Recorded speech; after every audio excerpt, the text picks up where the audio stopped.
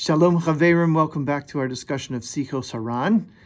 We went out of order in our last session to talk about a later Sicha that I thought tied in nicely to the Lag BaOmer holiday that we're about to observe.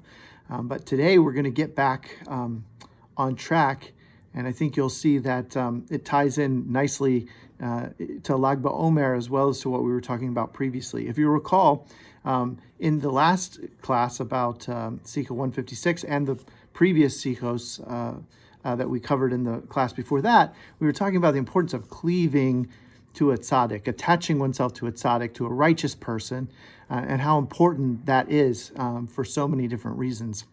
Today we're going to look at Sicha 24, B'siyata D'Shmaya, which is going to show us how not only that we need to attach ourselves to a tzaddik, but the great value that comes from supporting a tzaddik ourselves.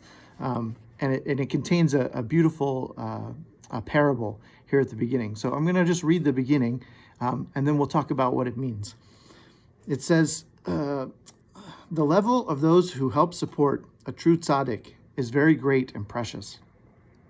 This can be understood by means of a parable. And then Rabbi Nachman tells this story.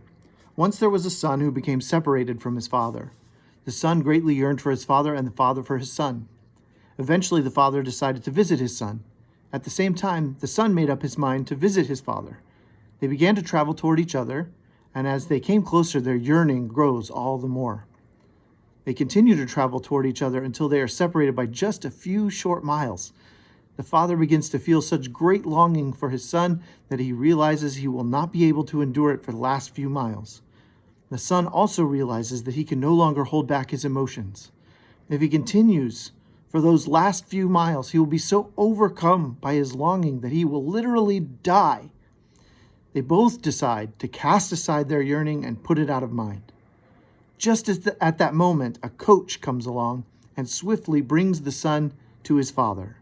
Imagine the tremendous joy that the driver brings to both the father and the son who both longed so much. Okay, what's Rabbi Nachman talking about here?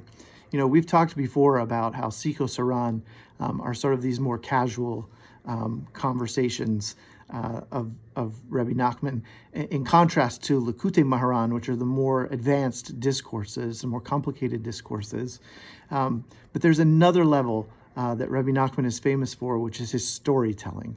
In fact, there's a whole collection of stories from Rabbi Nachman, Sipuri Maisios, which if Sichos HaRan is the casual conversations and Likutei Maharan is the discourses, the Sipuri Maisios is the deepest secrets of Rabbi Nachman's Torah, and they're presented in a very amazing parable type format. And this is just one example of Rabbi Nachman's storytelling. So he's talking about this father and this son, and they both are just yearning so deeply to see each other again, to connect.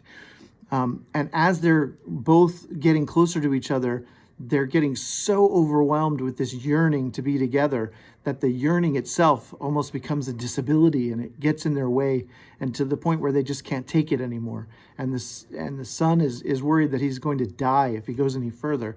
And then just at the last moment, this coach comes along and reunites them, kind of carries them that last few miles together, so that they don't have to focus on their yearning, and they can just turn over everything to the coachman, and it brings them together. And it says the important part is imagine the tremendous joy that the driver brings to both the father and the son. Rabbi Nachman continues in this Sicha to explain to us that the parable here, in this parable, the father obviously is Hashem.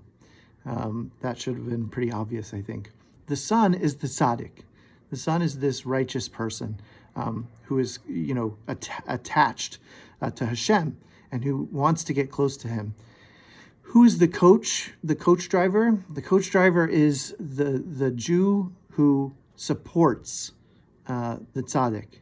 The Jew who supports the tzaddik with financial support, so that they can focus on just doing their work, right? And it goes on. He continues the parable he goes back into the parable and he says, when they've put this longing out of mind, Hashem says, is this my only task? Do I not have many worlds? Hashem's saying, I'm a busy person. Is this all I have to do, is just try to find this one son? And the tzaddik also says, is this yearning my only duty? Do I not have many other necessary ways of serving Hashem, such as talit, tefillin, and the other mitzvos? So it says they both decide that because there's just too much else to do, they have to set aside their longing. But it says just at that moment, a Jew comes along and brings the tzaddik his livelihood, and therefore brings him instantly closer to Hashem. And it says, the person who supports a true tzaddik is thereby responsible for the immeasurable joy when the tzaddik is able to be close to Hashem. So read that again. The person is who delivers the tzaddik, who supports the tzaddik and it gives him livelihood, is responsible for the immeasurable joy of that reunion. That person gets the zchus of having reunited the tzaddik with Hashem, which brings joy to both the tzaddik and to Hashem. It's a beautiful, beautiful mashal here, a story that I think illustrates the importance of supporting tzaddikim. So, tying this all together, we've talked about the importance of attaching oneself to a tzaddik, and how that's absolutely necessary, especially in these, in these times where we're getting close. Bezras Hashem, we're getting close to the arrival of Mashiach. He's talking about how things are going to be thrown into tumult. And that attaching oneself to a tzaddik is super important. And then the last session we were talking about Lag BaOmer and how really that is an exercise. The hundreds of thousands. I heard yesterday they're expecting 500,000 Jews in Meron, which is, Meron's not even a city. It's like a little shtetl. There's like 200 families there, maybe. So imagine 500,000 Jews are going to descend upon Meron on Friday to be close to the kever, the grave of Rabbi Shimon Bar Yochai, an amazing, great tzaddik and sort of the spiritual ancestor of both Rabbi Nachman and the Baal Shem Tov, Rabbi Nachman's great-grandfather. So we've been talking about this importance of tzaddikim, and in a week where really what we're doing is celebrating closeness to a tzaddik. But Rabbi Nachman is going to teach us in other places that there is a tzaddik, there are tzaddikim in every generation. There's always a tzaddik. And sometimes they're hard to find, and we'll talk about that, b'siyata d'shmaya. We'll talk about how that works out, how we can find the tzaddikim in our world today. But there are always tzaddikim around. And here, Rabbi Nachman is telling us that mamash, it's important for us not only to attach ourselves to those folks, but to support them financially. All right. God willing, in the next in the next class, we're going to talk about the next two Sichos, 25 and 26, which talk about the importance of our thoughts and the power that our thoughts have.